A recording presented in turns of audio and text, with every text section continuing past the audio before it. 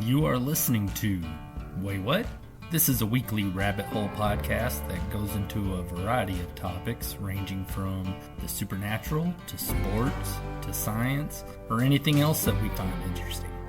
We post episodes every Tuesday. We post on Spotify, Apple Podcasts, Amazon Music, and Pandora. Please follow us on any of those. If you prefer video, you can always subscribe to our YouTube channel. If you want to talk to us or keep up with any random information we decide to talk about, you can follow us on Facebook, Twitter, X, whatever it's called, under @Waywut Podcast.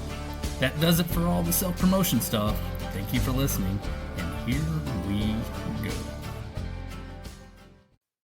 Hello, and welcome to episode 9 of Waywut. 9 episodes.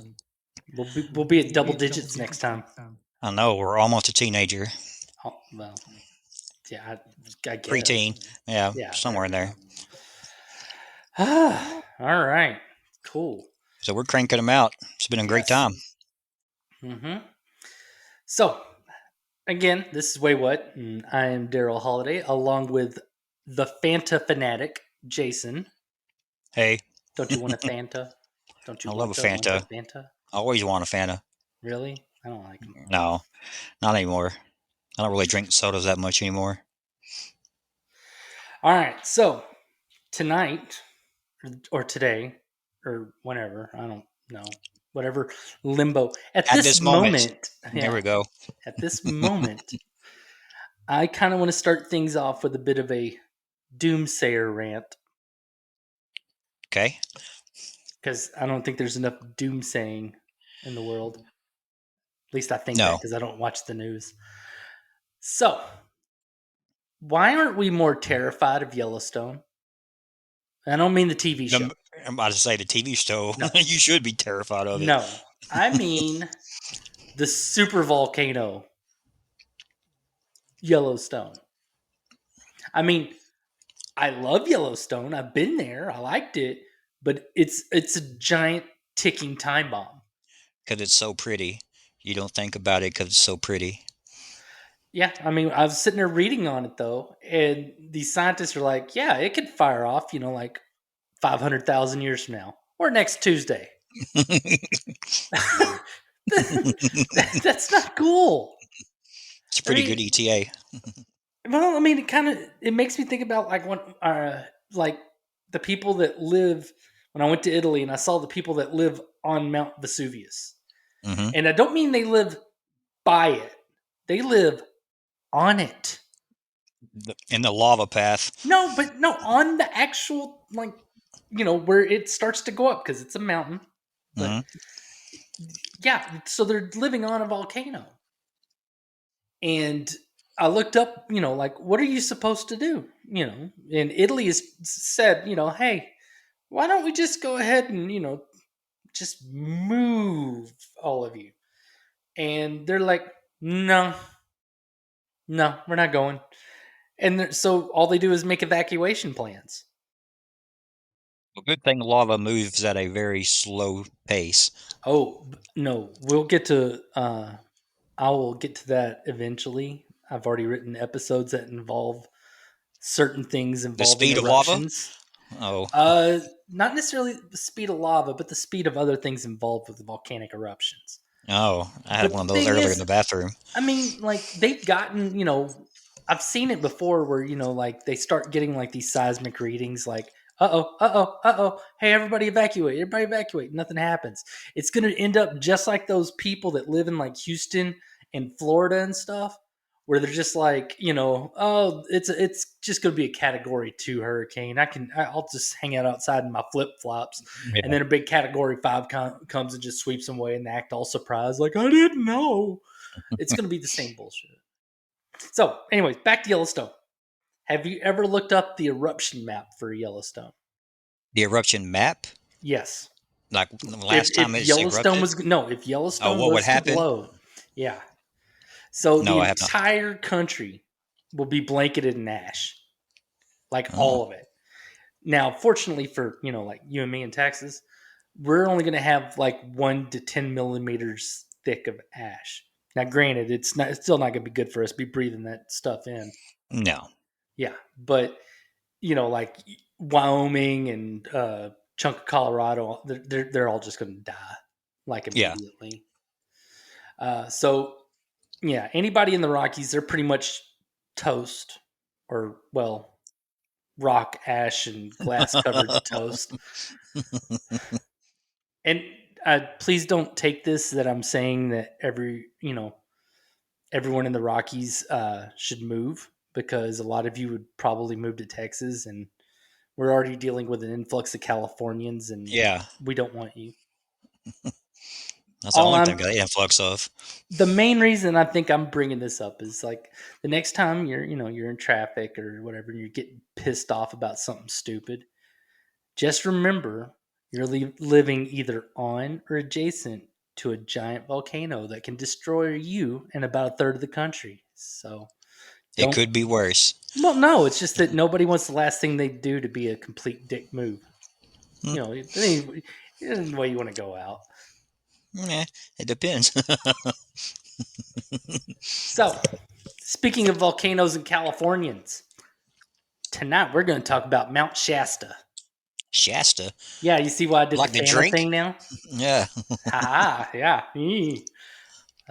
I put some thought into that. Of course, when you have to explain your joke, it's not a good one, but, I don't care. So, Mount Shasta is a 14,179 foot tall, potentially active volcano towards the tip top of California. Okay. Yeah. So you say potentially, that means it's never erupted before? No, it has. It's just they don't really know if it's dormant or if it's, not dormant. Just brewing. Yeah. Like a bad night with Taco Bell is just brewing in your stomach, just waiting. Why is everything Taco Bell with you? When you think of diarrhea, they No. go hand in hand together. Even though something else may give me diarrhea, but Taco Bell, it's the given. Why? You're so gross. Everything you've been doing lately is gross. Stop being gross. I'm sorry. This isn't about being gross. Kinda. Stop making me be the sensitive one. Yeah. What's the deal here? All right. You're supposed to talk about poop with me. No, I want to talk about Mount Shasta. It is the second tallest mountain in the Cascade Range and the fifth tallest mountain in California. Isn't this interesting? Really? Yeah. It is also one of 3 American volcanoes listed as a very high threat. The other 2 is Mount St. Helens, which that one wasn't that long ago, and Yeah. and Mount Rainier, which I didn't know Mount Rainier was a Nothing volcano in until I Hawaii? looked at this. We're talking about The continuous? Okay. The stuff that counts? Yeah. I mean, I love Hawaii, but come on. Yeah, come on. They're I mean, even they're they not don't. a I real mean, state. they call white people howlies. So I mean, Howies? howlies. Yeah, Oh, okay, I can see that. yeah. I knew a girl that she grew up in Hawaii, and whenever she went to high school there, it was a lot of Hawaiians, but the white girls, they call them howly whores, and they're like, "Ha, idiot! Whore starts with a W," because they call them HHs sometimes, and it's like, no. Anyway. That's silent letter. So over the past 4,500 years, it has erupted every 600 years on average. Now, the last known eruption of Mount Shasta was almost 599 years ago. Oh. was almost 800 years ago in the year 1250. No, so it's due. Yeah. So, knowing that it's due, I mean, and that's one of the reasons why they say potentially. It's constipated. Because it's not that they run on clocks or anything, but I mean, still kind of. Well, and 200 years in the span of geology is still like brief. So, all right. So, what does a Mount Shasta eruption look like? To summarize it, not good. I should have been clogged up for that long. Well, see, Shasta is very similar to Mount St. Helens. So a large eruption would be explosive because it's, Mount St. Helens was capped off whenever it erupted. You've seen the pictures where it blew up. That's what would be like. You know, so even Catastrophic. It would yeah. be very bad for everybody around. Well, and it's kind of funny because, like, even as an adult, I can't help but see things in my head the same way I did whenever I was a kid. Cartoons always said that volcanoes explode, lava just all over the place, and fiery rocks rain down from the sky. That's not what happens. So the immediate danger, and this is what I was trying to allude to earlier, is called pyroclastic flow. Do you know what that is? Pyroclastic flow. Yes. Pyroclastic flow is superheated Sound like a gas. medical condition. No, it is superheated gas, which also sounds like a medical condition. Ash, dust, dirt, and whatever else a volcanic cloud contains. They typically fly close to the ground around 100 miles per hour. Oh, like a sonic boom or something. Yeah. Well, they have been noted to go as fast as 435 miles per hour. Damn. Yeah. So That's some fart. the reason why the people in Pompeii weren't frozen in terror when they died was because this shit's fast. Flash froze them or flash fired them. So you got to be careful because, like, there were people, like in Pompeii, a lot of them were like laying down, and so like whenever it did that little crusty plaster thing on them, they were all like laying down in bed.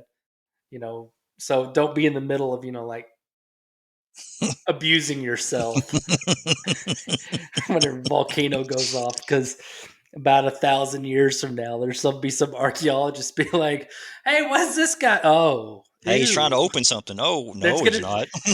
There's gonna be a museum piece with a guy sitting there just like going at it, called hand in or dick in hand. So anyone within 9 to 13 miles of that will just get burned inside and out. Kind of like a bomb going off. Yeah. Kind of, yeah. So they'll experience burns on their skin, and by breathing it in, they will flash fry their lungs because it's over 1,500 degrees Fahrenheit. Oh, is that all? Yeah, that's all. Within 30 miles, people will be at risk of being caught up in what's called a lahar. A lahar? A lahar. Can I get it used in a sentence, please? No, I'll just tell you what it is. A lahar is a mixture of volcanic debris and water that creates this flowing slurry that can go as fast as the slope allows and can be over 300 feet deep. So imagine kind of like a flood. It's like, it's kind of like a mudslide with like ash and just everything else mixed in with it. I mean, it can get you a few ways. Like, it can drown you and smother you. Yeah. But then just with all the stuff that gets caught up in with it, you can just be bludgeoned to death by like rocks and like pieces of the house and stuff. I mean, there's a really just I'm sure a lot of people, if they hop around on different articles and YouTube thing, there's like this one picture of a little girl and her eyes are like completely red, like a demon. They almost look like black. She was caught up in a lahar and her eyes looked like that because she was stuck in it and she couldn't get out. So she eventually died from hypothermia, but it was like her body getting waterlogged and all this blood got in her eyes.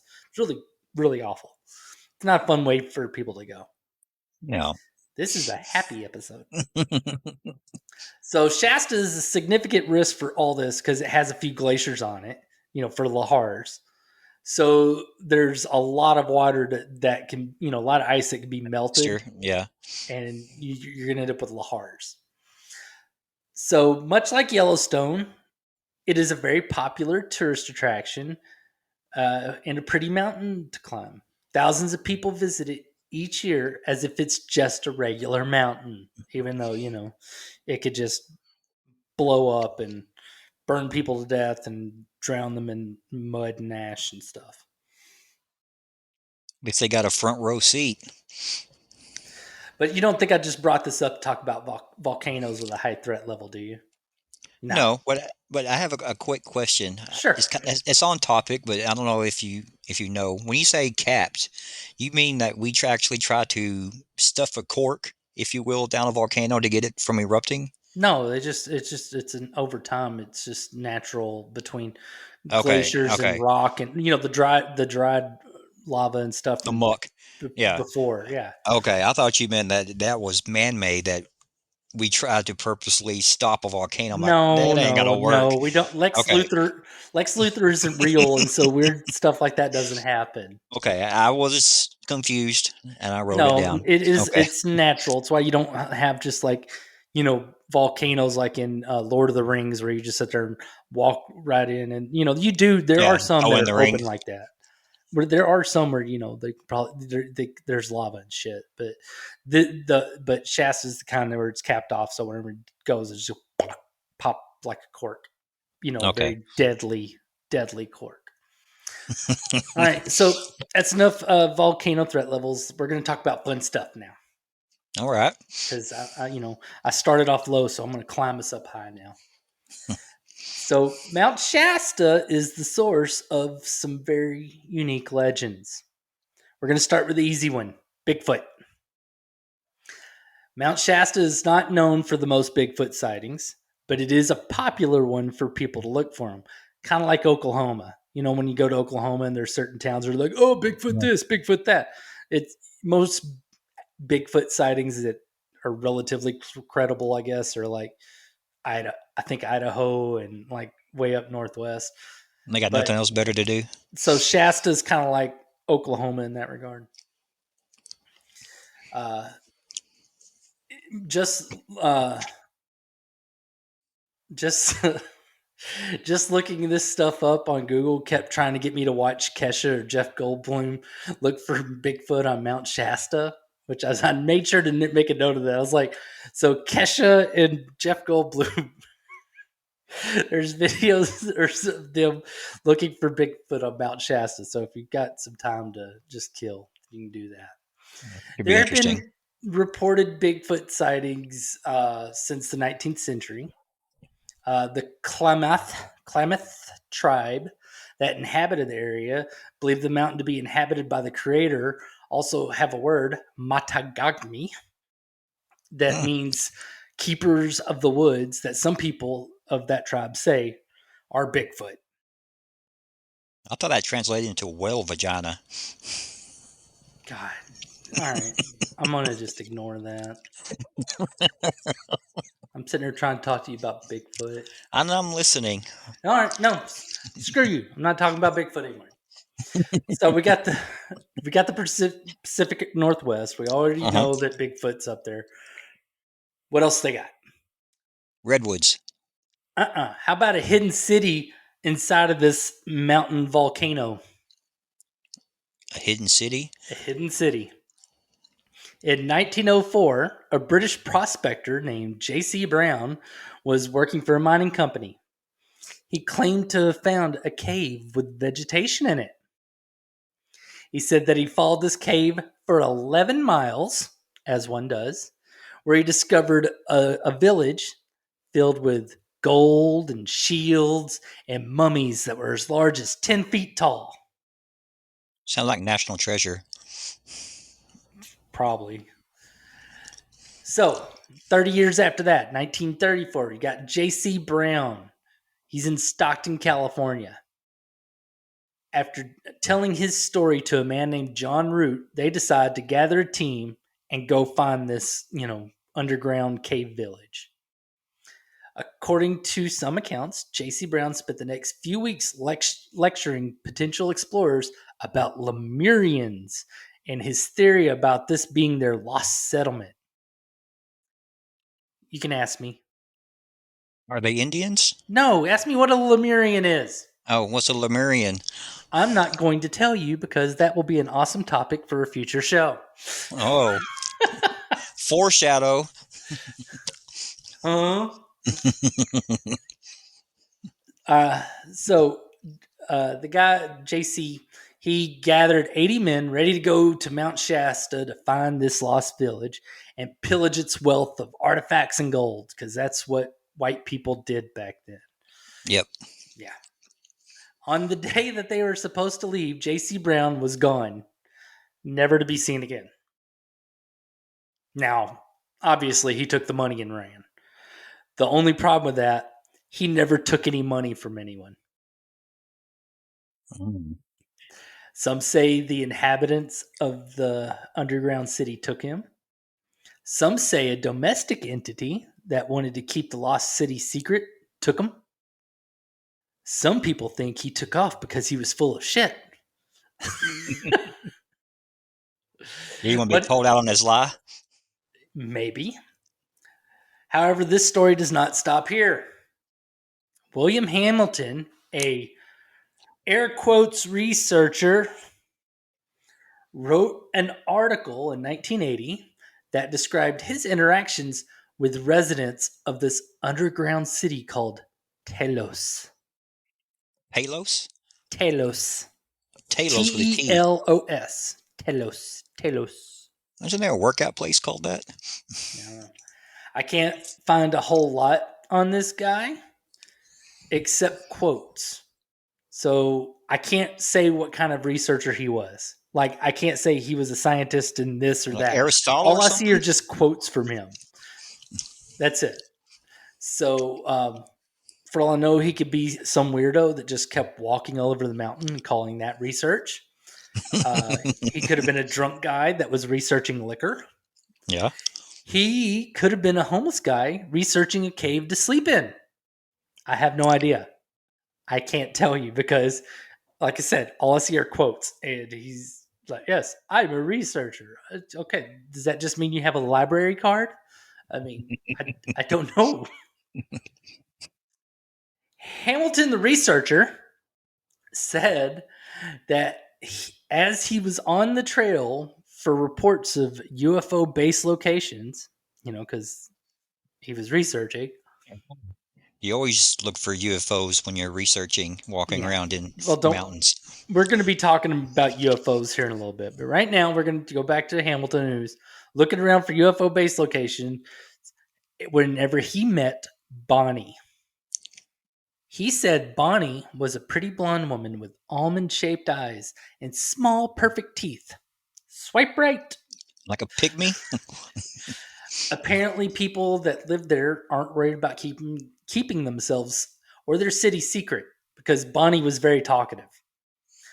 Bonnie and her sister Judy left the underground city to live and socialize with us surface dwellers, along with their mother, Ranamu, and father, Ramu. Wait a minute. You telling me the father and mother are named these ridiculous names, but the daughters are named Judy And Bonnie.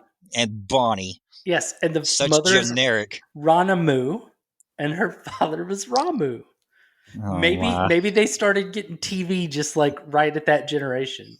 Yes. But I mean, it's like, Ramu, what shall we name our daughter Ketor, Wimwam, or Bonnie?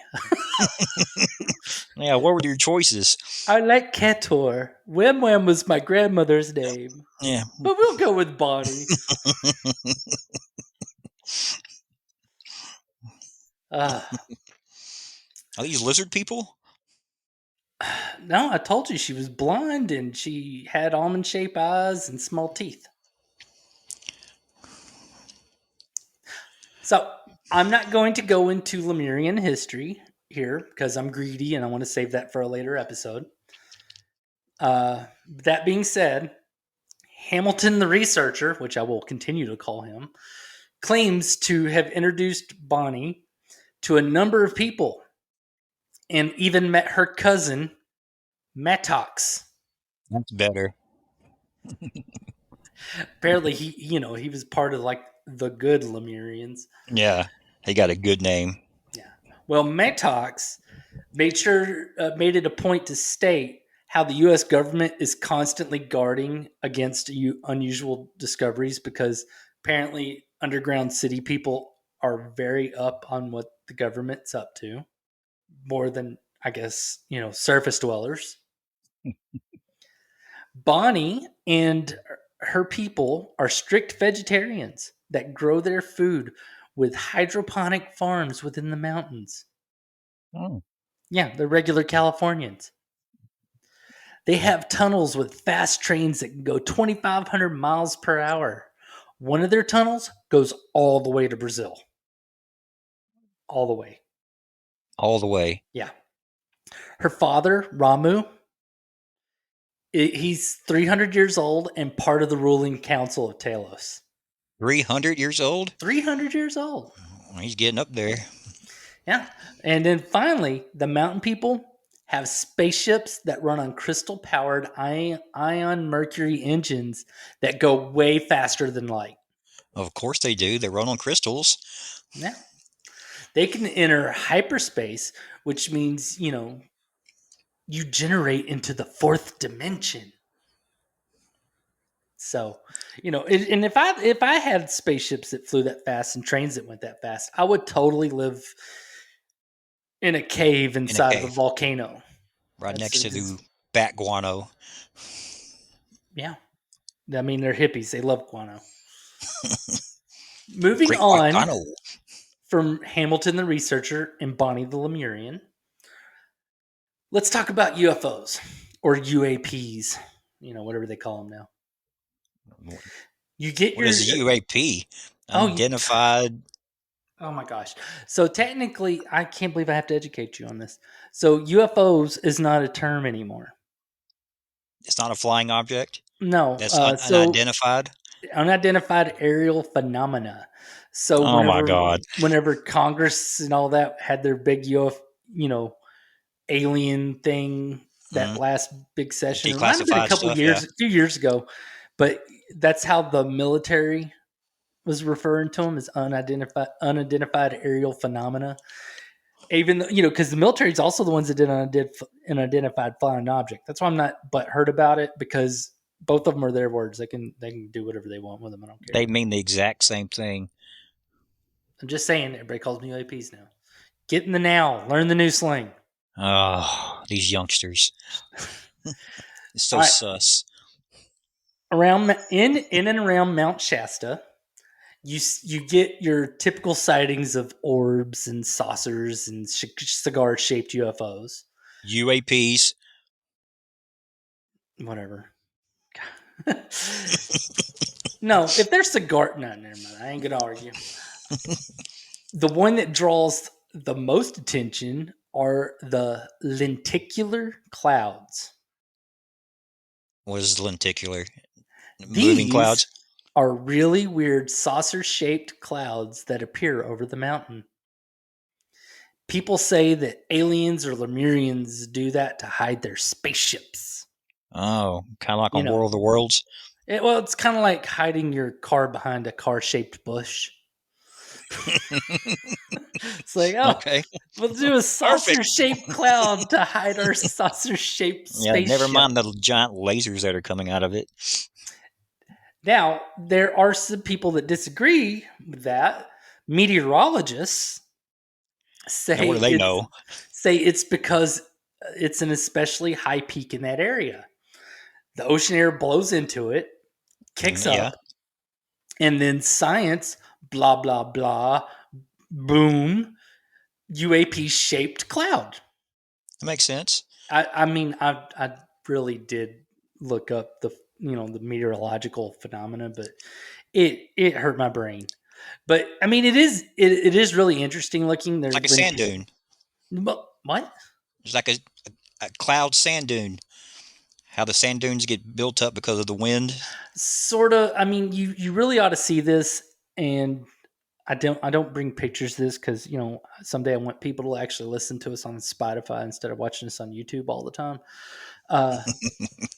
But one day, if you were to Google lenticular clouds, they literally do look like saucer shaped, and they get right on top of the mountain. So if you do Mount Shasta lenticular clouds, they are very weird looking clouds. I will give them that. They are weird looking, but there are all sorts of weird looking things in this world that are not made by Lemurians or aliens. True. So then we have the mysterious inhabitants of Mount Shasta. So we have Bigfoot that Yeah. guards the forest. Then you have Lemurians, Guard the the people caves. that are 7 to Great 10 white feet. bat gono. Well, the 7 to 10 feet tall, blonde hair, blue eyed super race people. Yavol. The apparent Aryan dream people. Now, some forego the super race people and say that they have just tall robed figures that reside on that mountain. That makes more sense. Yeah. So I was reading on Reddit about a guy last year who had a story about being on Mount Shasta. And he said he was out on the mountain and that everything went silent. No animal noise, no wind. Then the strange humming sound that he said that he felt more than he heard it. Because, anytime that A there's vibration. humming, feels it in his soul. Mm. I don't know, or his brain. Belly button. Yeah. So he says he sees a tall person wearing a robe, but he couldn't see any hands or feet or a face. And he began backing away as it curiously observed him. Once he turned away, the humming stopped and normal forest sounds came back, and the weirdo in the robe is gone. So, yeah, granted, it's just some dude on the internet wrote that, and I read it. But that's the kind of stuff you hear about on Mount Shasta. He was alone, witnessed this robed man Well, in the floating with humming no arms. sound. Yeah. I mean, it almost seems more like a Dementor, from Harry Potter. I mean, if you would have just casted Expecto Patronum, he would have He been must fun. his he must have not been thinking very well. Yeah. Yeah. Now, that is not the last of the potential inhabitants that we have on this volcanic mountain. I saved one of my favorites. There are tribes of little people. As in Not like little people's, not like little people, not like the kind that we watch wrestle. More like the dwarves from Lord of the Rings. okay. And they have really fun tribe names like the Moo and Yactavians. And they are famous for things like eating bananas and building bells. Why does eating bananas make you famous? I don't know. That's what they were famous for. Maybe It's the way they eat them. They're all like, Yeah, I was their about to big say, beards. Oh, they make eye contact with everybody. For some reason, people don't really talk about them as much nowadays. They were really popular back in the early 20th century, whenever J.C. Brown was running around trying to get people to go check out the weird cave village until he just up and vanished for whatever reason. Of course, there's also reports of lizard people because they love to go wherever UAPs or Bigfoot hang out. They're all friends and have conventions together. Yeah, they live in Vegas too. All right. So we've got now in Mount Shasta, we got a volcano potentially going to explode. We got Bigfoot, UFOs, lizard people, lost cities, super people. And you know what else comes up with all that stuff? Cults. Cults, of course. Cults. A great place to start a cult. So, a guy named Guy Ballard was hiking on Mount Shasta looking for a rumored branch of the Great White Brotherhood, more ancient super race people. While searching the mountain, he met a man who called himself the Count of Saint Germain, because that's the kind of people that live on a mountain.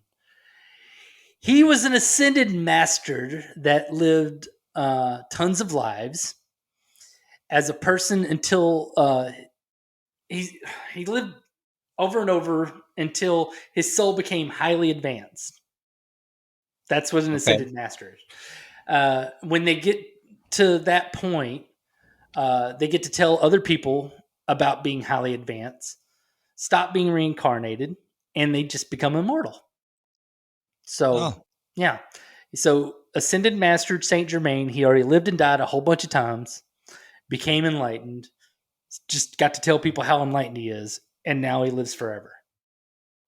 Oh. Well, of course, Guy, the one that, found the Count of Saint Germain, had to share these teachings for free, where people could buy his books about the teachings.